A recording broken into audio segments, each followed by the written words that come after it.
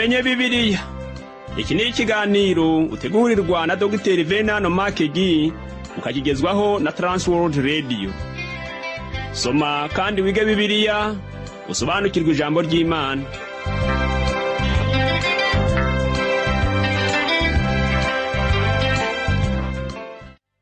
Uraho neza nshuti muvandimwe uteze amatwi ikiganiro tumenye Bibiliya.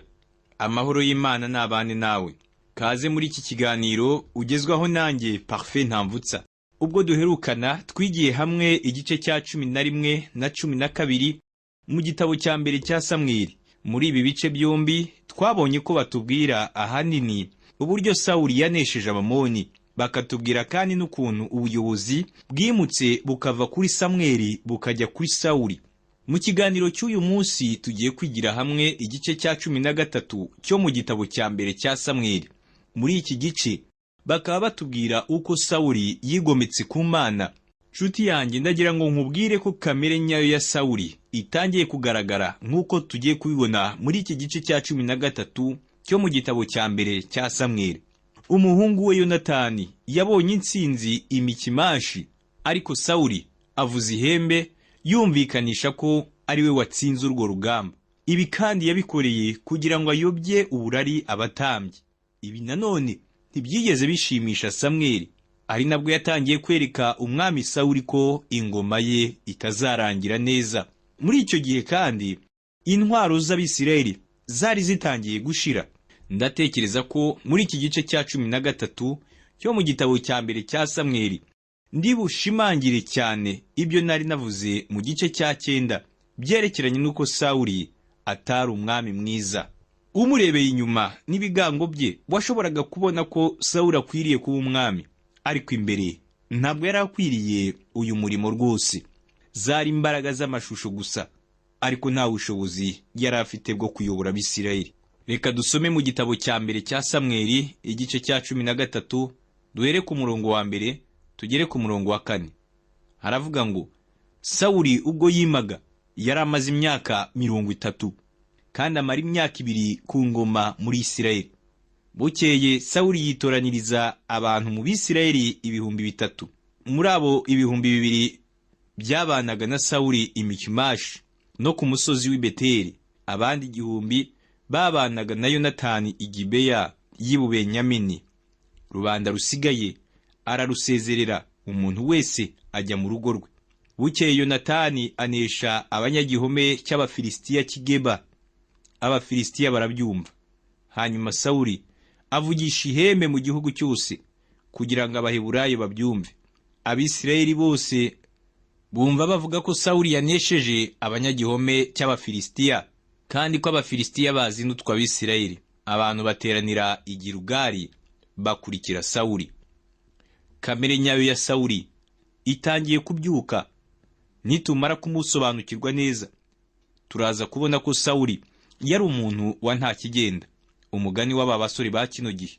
Muri iyi mirongo twasomye ngo Yonatani anesha abanyagihome cy'Abafilisitiya. Ese ninde witiriwe iyi ntsinzi? Ni Sawuli. Muri iyi mirongo turabona ko Yonatani yari umuyobozi w'ingabo ushoboye koko. Mu mirongo ikurikira tuzabona Yonatani yongera gutsinda urundi rugamba akoresheje amayeri adasanzwe. Ariko kuri uru rugamba Yonatani yatsinze urugamba, Sawuli aba ari we uvuza ihembe, yerekana ko ari we urutsinze. Sawuli yiyitiriye intsinzi y'umuhungu we Yonatani. Ntabwo Sawuli yemeye ko intsinzi yitirirwa umuhungu we. Yahamagaye Abisirayeli abakusanyiriza hamwe, ababwira inkuru itariyo. Ingabo za Isirayeli zo zari zizi neza ko Sawuli ari habeshya, kimwe n'inshuti za Yonatani nazo zari zibizi. Nuko abantu batangira kunuganuga yuko ingabo za Sawuli nta mbaraga zifite. Ese ibi byerekana ko Sawuli yacaga bugufi? Narabivuze tugitangira ko Sawuli yishushanyaga akigira ko ari umuntu uca bugufi kandi atari ko ameze. Ibi dusomye birabiduhamiriza neza. Mu gitabo cya mbere cya Samweli igice cya 13 guhera ku murongo wa 5 kugera ku murongo wa 6 haravuga ngo nuko Abafilisitiya bateranira kurwanya Abisirayeli. Bari bafite amagare inzovu 3 n'abagendera ku mafarashi 6,000. n'abantu bangana n'umusenyi wo mu kibaya cy'inyanja ubwinshi. Barazamuka bagandika Imikimashi iburengerazuba bw'i Betaveni. Abisirayeli babonye ko bari mu kaga kandi ko abantu bashumbirijwe, bihisha mu mavumo no mu bishugi no mu bitare no mu bihanamanga no mu myobo. Ku bigaragara Abafilisitiya barisobanukiwe, bamenya aho bafite intege nke, barisuganya maze barongera batera Abisirayeli. Mu gitabo cya mbere cya Samweli igice cya 13 ku murongo wa 8 n'uwa 9 baratubwira ngo Sawuli amarayo iminsi 7 ategereje Samweli nk'uko yamutegetse. Ariko Samweli ataraza i Gilugari, abantu baratatana bamushiraho. Nuko Sawuli aravuga ati, nimunzanire hano igitambo cyoswa n'ibitambo by'ishimwe yuko turi amahoro. Aherako atamba igitambo cyoswa. Iki ni ikindi kintu kiduhishurira ko Sawuli atari umwami mwiza. Yitwaje ubutware yari afite nk'umwami, atekereza ko ashobora gutanga igitambo cyoswa. Mu biganiro biri imbere tuzabona undi mwami witwa Uziya akora ibintu nk'ibi, nawe yibwiye ko ashobora gukora umurimo w'ubutambyi. Tuzabona ko Imana yahannye uyu mwami yivuye inyuma ku bw'ayo mahano yakoze, yasheshe ibibembe. Iyi nkuru tuyisoma mu Ngoma za Kabiri igice cya 26. Sawuli nawe rero yibagiwe amategeko y'Imana, avuga ko nta wundi wemerewe gutamba igitambo cyoswa usibye umutambyi ukomoka mu muryango wa Lewi. Mu gitabo cya mbere cya Samweli igice cya 13 guhera ku murongo wa 10 kugera ku murongo wa 11 haravuga ngo, akimara gutamba Samweli abaraje, maze Sawuli arasohoka ajya kumusanganira ngo amuramutse. Samweli aramubaza ati, ibyo wakoze ni ibiki? Sawuli aramusubiza ati, nabonye abantu banshizeho batatana. Nawe ntiwaje mu minsi yategetswe, kandi Abafilisitiya bari bamaze guteranira i Mikimashi. Sawuli ntabwo yigeze ashaka gutegereza Samweli. Yari umuntu utihangana kandi wirarira. Kuri we yatekereje ko afite impamvu eshatu nziza zatuma adategereza Samweli. Impamvu ya mbere, yaravuze ngo abantu bari batatanye. Impamvu ya kabiri, avuga ko Abafilisitiya bari bamuteye. Impamvu ya gatatu, avuga ko Samweli yaje akererewe. Izi mpamvu za Sawuli ku ruhande rumwe zirumvikana rwose, ariko urabona ko ari umuntu ushyira amakosa ku bandi. Mu gitabo cya mbere cya Samweli igice cya 13 ku murongo wa 12 aravuga ngo, bituma nibwira nti, ubu ngubu Abafilisitiya bari bumanukire i Gilugari bantere, kandi ntarahendahenda Uwiteka ngo amugisha. Nicyo gitumye nihata ntamba igitambo cyoswa. Sawuli yihatiye gutamba igitambo cyoswa, maze yinginga Uwiteka, ese wanyemerera nkavuga ko hano Sawuli yariho abeshya? Kuri we yumvaga ko ari umunyakuri, nyamara siko byari bimeze. Iyi rero niyo kamere nyakuri ya Sawuli. Mu gitabo cya mbere cya Samweli igice cya 13 guhera ku murongo wa 13 kugera ku murongo wa 14 baratubwira ngo, maze Samweli abwira Sawuli ati, wafuditse, ntiwumviye itegeko ry'Uwiteka Imana yawe yagutegetse. None Uwiteka aba akomeje ubwami bwawe muri Isirayeli iteka ryose. Ariko noneho ubwami bwawe ntibuzagumaho. Uwiteka amaze kwishakira umuntu umeze nk'uko umutima ushaka, kandi ni Uwiteka yashyizeho kuba umutware w'ubwoko bwe, kuko utumviye icyo Uwiteka yagutegetse. Sawuli yari yarumvise kuva kera hose ko niyumvira Imana izamuha umugisha, ariko natayumvira izamuhana. Umuyobozi wese agomba kumvira Uwiteka, kandi si ya kino gihe ikeneye umuyobozi wumvira Imana agategeka munsi y'ukuboko k'Uwiteka. Ikibazo gihari uyu munsi nuko tubuza abayobozi nk'abo bayoborwa n'Imana. Birumvikana rwose nta n'umwe tuzigera tubona kugeza igihe umwami Yesu azagarukira mu isi. Uwo niwe uzaba ari umugambi wa nyuma Imana izaba isoje ku isi. Sawuli ntabwo yumviye Imana, nuko rero Imana nayo yagombaga guhita ishyiraho undi mwami.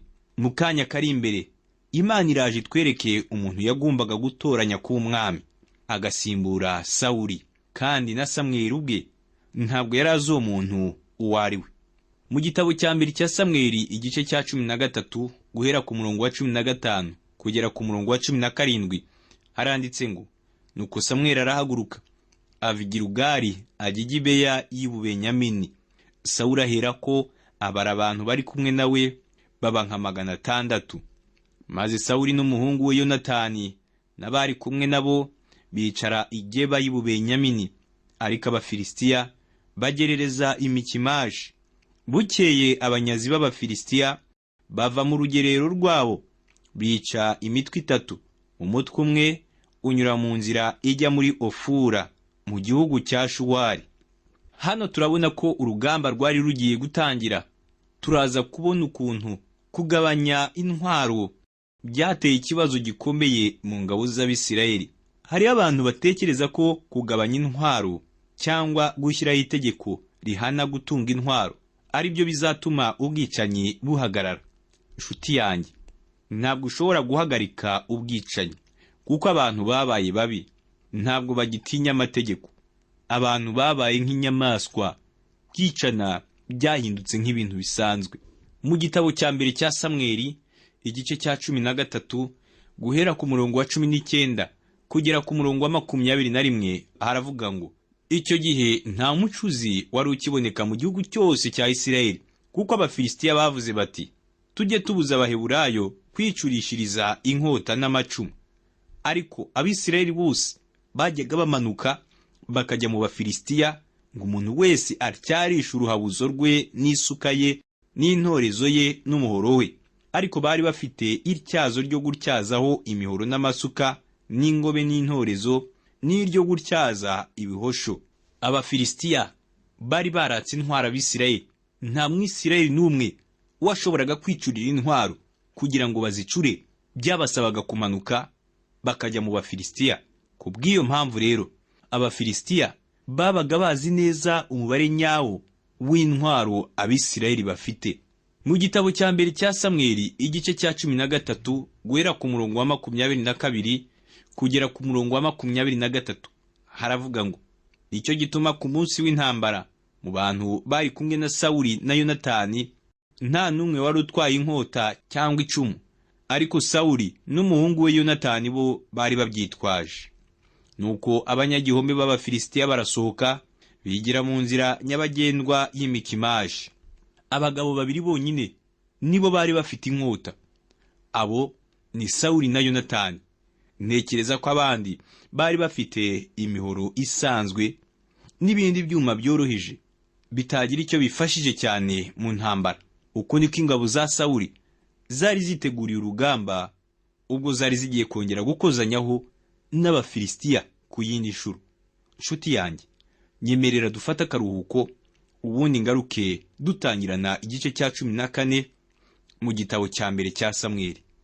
Yesu akomeza guha umugisha kugeza aho utangara. Sambirana usemberera wamamaza inkuru nziza. Sambirana usemberera wamamaza inkuru nziza. Inkuru nziza ni agakiza kabonekwa muri Yesu Kristo. Inkuru nziza ni agakiza kabonekwa muri Yesu Kristo. Sambirana, sambirana, sambirana usemberera.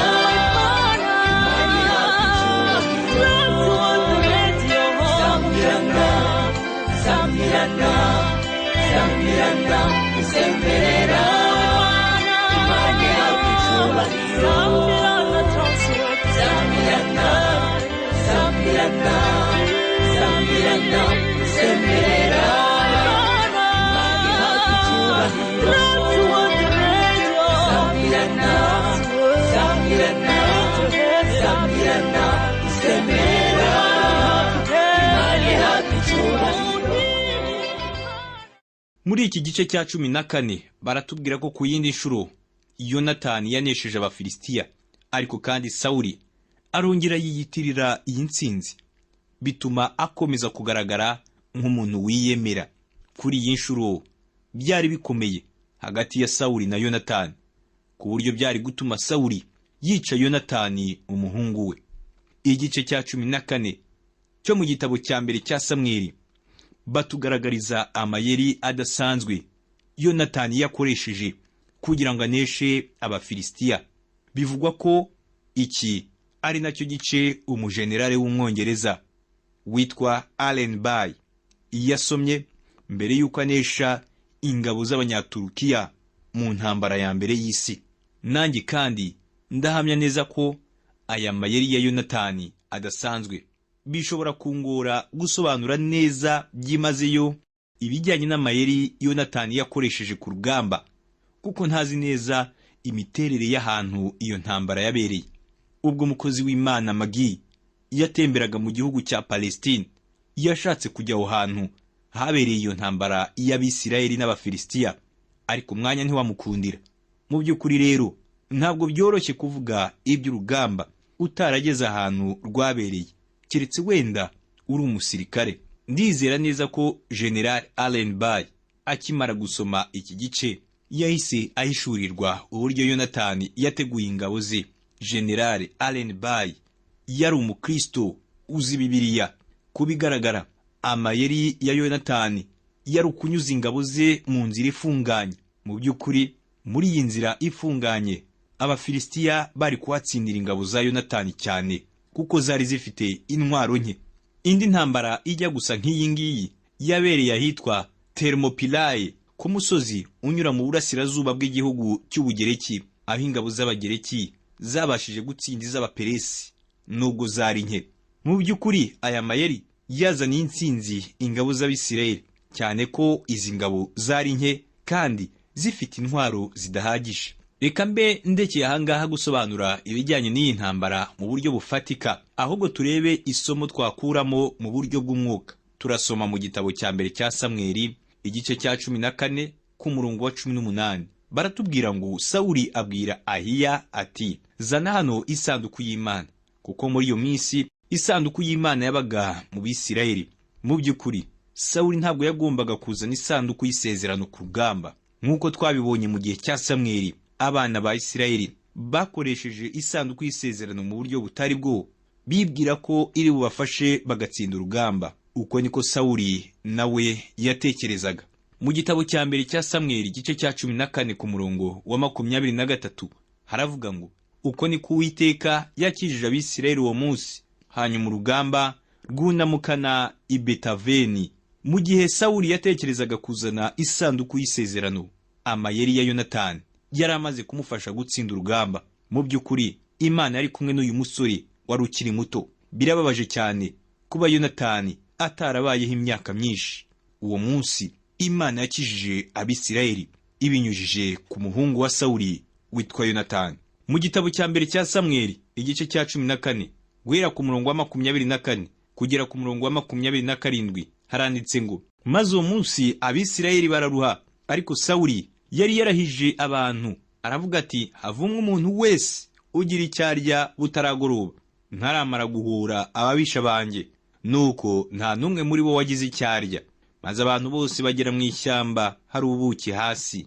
Bageze mu ishyamba basanga ubuki bushonga, ariko ntihagira umuntu wese ukoza intoki ze ku munwa, kuko batinyaga kurenga indahiro. Ariko Yonatani we ubwo se yarahizaga abantu ntarakumva.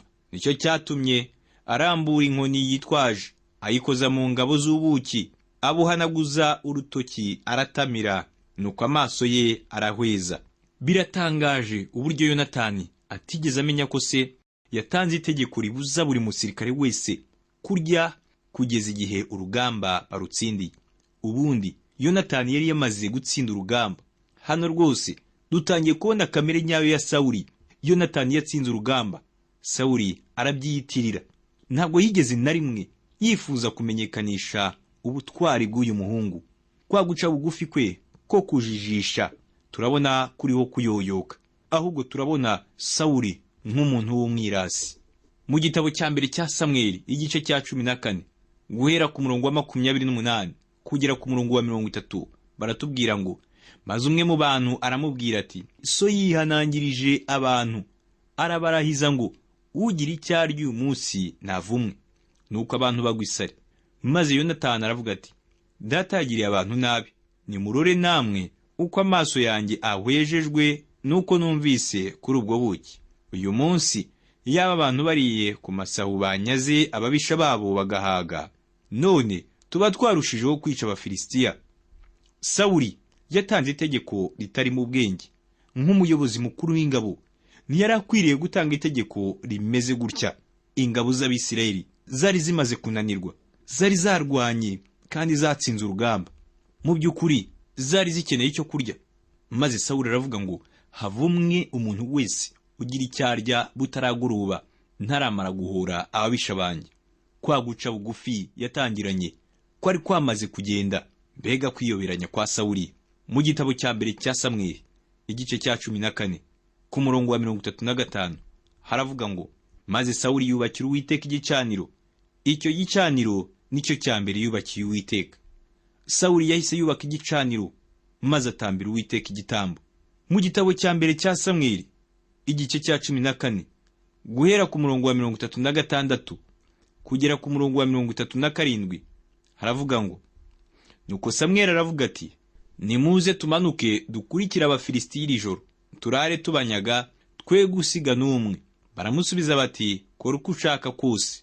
Maze umutambyi arababwira ati nimwigire hano twegera Imana. Sawuli agisha Imana inama ati mbese nkurikira Abafilisitiya urabatanga mu maboko y'Abisirayeli? Ariko uwo munsi ntiyamusubiza. Mu by'ukuri urabona ko Imana itari ikiri gukoresha uyu mugabo.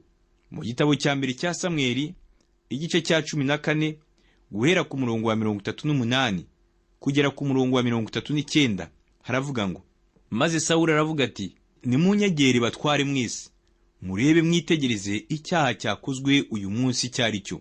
Mbarahiye Uwiteka ujya kiza Isirayeli naho yaba umwana wanjye Yonatani arapfa nta kabuza. Ariko nihagira umuntu uwo muri abo bose ugira icyo amusubiza. Urabona Sawuli ntiyajyaga yemera ko ari umunyamakosa. Muri iyi mirongo turabona avuga ko icyaha cyakozwe n'undi muntu utari we. Ingabo za Isirayeli zaracecetse ntihagira n'umwe umusubiza. Zari zibizi neza ko Yonatani ari we watsinze urugamba aho kuba Sawuli. Noneho Sawuli aravuga ati impamvu Imana itansubije nuko hari umuntu warenze ku itegeko ryanjye. Ingabo zari zizi neza ko Yonatani yariye ku buki, kandi icyo gihe Sawuli yari yashyize ku murongo ingabo zikomeye, ariko benshi muri zo baricecekeye ntibagira icyo babwira Sawuli. Ikindi nanone baramutinyaga kuko yari umwami. Mu gitabo cya mbere cya Samweli igice cya 14 ku murongo wa 40 haravuga ngo maze abwira Abisirayeli bose ati nimujye uruhande rumwe nanjye n'umuhungu wanjye Yonatani turajya mu rundi. Abantu basubiza Sawuli bati kora uko ushaka. Ingabo ntabwo zamusubije ibintu byinshi. Mu gitabo cya mbere cya Samweli igice cya 14 ku murongo wa 41 haranditse ngo Sawuli abwira Uwiteka Imana ya Isirayeli ati erekana ukuri. Maze ubufindo bwerekana Yonatani na Sawuli, nuko abantu barakira. Sawuli yari azi neza ko Yonatani ari we warenze ku itegeko rye akarya, kandi urugamba rutararangira. Mu gitabo cya mbere cya Samweli igice cya 14 guhera ku murongo wa 42 kugera ku murongo wa 43 haranditse ngo Sawuli arongera aravuga ati nuko nimudufindire jye n'umuhungu wanjye Yonatani. Bwerekana Yonatani. Sawuli ahera ko abwira Yonatani ati mbwira icyo wakoze. Yonatani aramubwira ati koko nakojeje umutwe w'inkoni nari nitwaje umushonge w'ubuki ndumva, none rero nkwiriye gupfa. Yonatani ni ubufindo bwagaragaje ko yarenze ku itegeko ry'umwami Sawuli ubwo yari yabujije ingabo kugira ikintu na kimwe zirya. Sawuli yari yavuze ngo havumwe umuntu wese ugira icyo arya butaragoroba ntaramara guhora ababisha banjye. Ese koko iki ni icyaha gikomeye cyari gushyira umuntu mu rubanza rwo gupfa? Reka dukomeze twisomere mu gitabo cya mbere cya Samweli igice cya 14 ku murongo wa 44 n'umurongo wa 45 haravuga ngo Sawuli aravuga ati Yonatani nudapfa Imana ibimpore ndetse bikabije. Ariko abantu babwira Sawuli bati mbese Yonatani yapfa kandi ari we wazaniye Isirayeli agakiza kangana gatyo? Biragatsindwa turahiye Uwiteka uhoraho ntihazagira agasatsi na kamwe ko ku mutwe we gapfuka ngo kagwe hasi kuko uyu munsi yakoranye n'Imana. Uko niko abantu bakijije Yonatani ntiyapfa. Mu by'ukuri Sawuli yari kwica umuhungu we Yonatani iyo baramuka bahuriye mu nzira. Kubera iki Sawuli yari kubikora? Kuko Sawuli yari afitiye ishyari Yonatani. Sawuli yashakaga ko ari usingizwa mu Bisirayeli bose. Igihe uburakari bwagurumanaga muri Sawuli, abantu bakomeje guceceka, ariko nyuma baje kuvuga bagira ngo barebe ko bakiza Yonatani. Hano rero turabona kamere nyayo ya Sawuli. Nyuma tuzabona uburyo yagomeye Imana ntayumvire. Sawuli azakora ikintu kidasanzwe kizandikwa mu mateka ya Isirayeli, ku buryo Imana iyo idaseruka ubwoko bwose bwa Isirayeli bwari gupfa bitewe n'umwami mubi Sawuli. Mu by'ukuri biragaragara ko Sawuli atigeze na rimwe aba umuntu wubaha Imana, ahubwo yari umuntu wa Satani. Mu gice gikurikira tuzabona ko Sawuli atigeze yongera na rimwe kumvira Imana. Yahise atangira kwishingikiriza ubwenge bwe n'inama ze. Kuva icyo gihe rero umwuka w'Imana ntiwongera kumuvugiramo, Imana ntiyongeye kumuyobora. Tuzabona uburyo Sawuli yavuye ku Mana agatangira kwiringira abapfumu. Ibyo byabaye igihe yasangaga umupfumu ngo amugire inama. Ibi bikwiriye kutwigisha cyane, kuko ari ibyo abantu benshi bariho bakora muri kino gihe. Abantu benshi bariho barajya mu bapfumu bagasenga Satani, bakiringira imbaraga zituruka mu kwezi, izuba n'ibindi biremwa. Imana itabara isi kubw'imitima y'abantu benshi iriho iyoba. Reka dusenge. Mana, tabara u Rwanda rwacu. Mana, tabara akarere k'ibihugu dutuyemo. Tabara Afurika yacu kandi utabare n'iyi si yacu. Abantu benshi bariho barayoba, bizeye izindi mana. Kwizera kwabo bagushyize ku bwenge, amafaranga, mu bupfumu n'ibindi byinshi. Biringira ko hari icyo byakemura ibyifuzo bafite. Ariko icyo nsaba ni uko hirya y'ibyo byose bakwizera bamenya ko hariho Imana y'amaboko menshi, Imana y'imbaraga ituma ibintu byose bibaho. Mu izina rya Yesu Kristo ndasenga ngo abayobye bose muri iyo myizerere ipfuye guhera uyu munsi bagarukire Uwiteka Nyiringabo, umugenga w'ibiriho mu isi yose no mu ijuru. Icyubahiro kibi cye guhera uyu munsi kugeza ibihe bidashira. Amen. Ndagushimiye cyane nshuti twabanye mu kiganiro cy'uyu munsi. Reka nkurarikire kuzabana nanjye ubutaha, ubwo nzagaruka dutangira igice cya 15 cyo mu gitabo cya mbere cya Samweli. Muri iki gice tuzabona uko Sawuli yigometse ku Mana kubwo gukiza Agagi umwami w'Abameleki. Batubwiremo kandi n'uburyo Samweli yaciriye urubanza Sawuli kubwo kutumvira Imana. Ngaha amahoro n'umugisha biva ku Mana bibane nawe.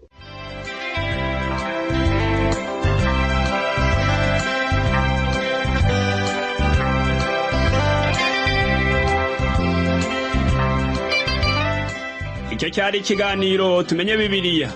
Niba wifuza kugira icyo ubaza, kudutera inkunga cyangwa ushaka kuduha ubuhamya, ushobora guhamagara cyangwa kohereza ubutumwa bugufi kuri telefone igendanwa. Inomero ni 0781279018. Ushobora kandi kutwandikira kuri page yacu ya Facebook yitwa Tumenye Bibiliya, cyangwa kuri email yitwa umucyo@yahoo.fr. Imana iguhe umugisha.